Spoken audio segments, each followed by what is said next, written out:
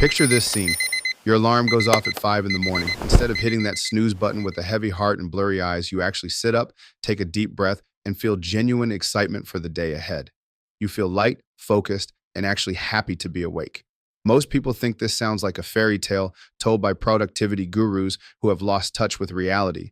But the truth is that enjoying your morning has almost nothing to do with willpower and everything to do with biological mechanics. If you hate waking up early, it is likely because you are fighting against your own internal chemistry rather than working with it. Today, we are going to dismantle the misery of the early morning and reconstruct a system that makes you love the sunrise. To understand why you currently hate your life at 6 a.m., we have to look at the architecture of rest.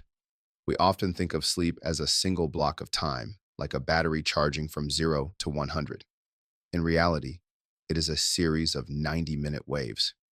Your brain moves through stages of light sleep, deep recovery, and REM cycles where your mind processes information. The secret to waking up without that heavy, hungover feeling known as sleep inertia is all about timing. If you set your alarm for a random time that happens to fall in the middle of a deep sleep phase, you are forcing your brain to jump from a profound neurological basement straight into the light of day. No wonder you feel like a zombie. By planning your rest in 90-minute increments, such as 6 hours or 7.5 hours, you ensure your alarm goes off when you are already in a light sleep phase, making the transition to wakefulness feel natural rather than violent. But the battle for a great morning is actually won the night before. Most of us spend our final waking hours overstimulating our nervous systems. We stare at blue light from phones that tricks our brains into thinking it is noon, suppressing the melatonin we need to recover. To enjoy waking up, you must implement a shutdown sequence. Think of it as the 3-2-1 rule. 3 hours before bed, stop eating heavy meals so your body focuses on repair rather than digestion. 2 hours before bed, stop working to let your brain waves settle. 1 hour before bed, ditch the screens entirely. Replace the scrolling with something analog, like reading or journaling. When you dump your racing thoughts onto paper, you move your brain from high-stress beta waves into the calmer alpha and theta states.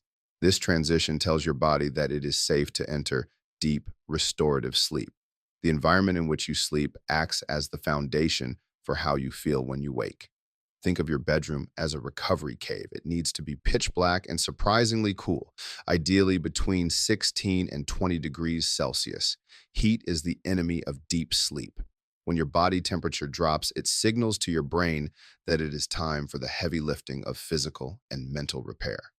If you are sleeping in a warm, cluttered room with light peeking through the curtains, you might spend 8 hours in bed but only get a fraction of the high-quality deep sleep required to feel refreshed. Quality will always trump quantity. You can feel more vibrant after 6 hours of optimized sleep than after 9 hours of fragmented, low-quality rest. Now let's talk about the moment your eyes open. The biggest mistake people make is reaching for their phone immediately. The second you start scrolling, you're handing over your dopamine and your focus to the world before you have even checked in with yourself. Instead of digital stimulation, seek out biological stimulation. The single most effective way to stop hating the morning is to get 10 minutes of natural sunlight in your eyes as soon as possible. This light exposure sets a timer in your brain, suppressing melatonin and dumping a fresh wave of serotonin and cortisol into your system. It is like a biological reset button. Follow this with a burst of movement.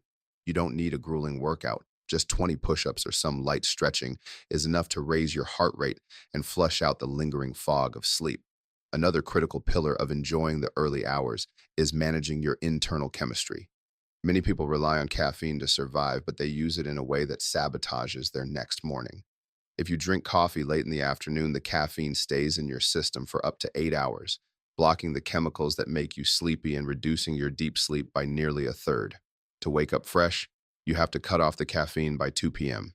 Supplementing with magnesium can also be a game changer. It helps relax the muscles and calm the nervous system, allowing you to drift into the deeper stages of sleep where the real magic happens. If you struggle to actually fall asleep because your mind won't stop racing, you can borrow a technique used by fighter pilots.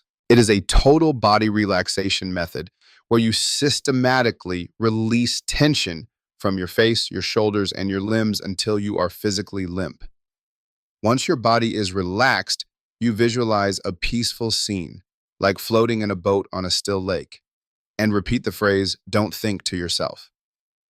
It sounds simple, but with practice, it can shut down your internal monologue and put you under in less than 2 minutes. The psychological shift is the final piece of the puzzle. You have to stop viewing sleep as a luxury you are being deprived of and start seeing it as a performance tool. Waking up early isn't about suffering. It's about claiming a part of the day where the world is quiet and your potential is at its peak. When you master your sleep architecture, you aren't just getting more hours, you're getting better energy. Success isn't measured by who can stay up the latest, it belongs to the person who can wake up with the most clarity and focus. Imagine the version of you that doesn't need 3 cups of coffee to function. Imagine the productivity you could achieve if your brain was fully online at 6 a.m. By aligning your habits with your biology, this becomes your new normal. You stop being a person who isn't a morning person, and you become a person who owns their time. It starts tonight. Set your environment, follow the 90-minute rule, and prepare for a morning that you actually look forward to. If you found these insights helpful and want more ways to optimize your life, make sure to engage with the video and stay tuned for more. Your journey to a better morning starts the moment you decide to respect your rest. Stay sharp.